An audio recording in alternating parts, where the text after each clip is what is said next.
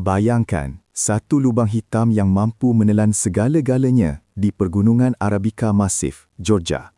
Inilah Gua Veryovkina, pintu masuk ke rahsia paling gelap yang tersembunyi jauh di bawah.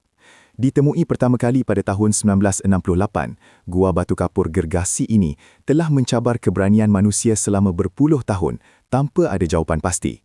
Tahukah anda, kedalamannya mencecah 2,212 meter. Itu hampir 3 kali ganda ketinggian bangunan Burj Khalifa yang disusun tegak ke bawah tanah yang sunyi. Cahaya matahari tidak akan pernah sampai ke sini. Setiap langkah ke bawah adalah perjalanan menuju kegelapan abadi, di mana suhu menjatuh dan oksigen menjadi semakin sukar dicari. Lebih daripada 30 ekspedisi berbahaya telah dijalankan oleh pasukan pakar gua dari seluruh dunia, semata-mata untuk memecahkan rekod penjelajahan yang sangat ekstrim dan penuh risiko. Hanya pada tahun 2018, barulah pasukan pengembara berjaya menyentuh titik paling dasar selepas bertarung nyawa menuruni dinding batu yang sangat curam dan juga licin. Struktur batu kapur di dalamnya membentuk labirin yang sangat rumit. Para penjelajah terpaksa berkemah berhari-hari di dalam perut bumi yang lembap. Mental dan fizikal mereka diuji ke tahap maksimum demi mencari penghujung gua yang seolah-olah tiada dasar.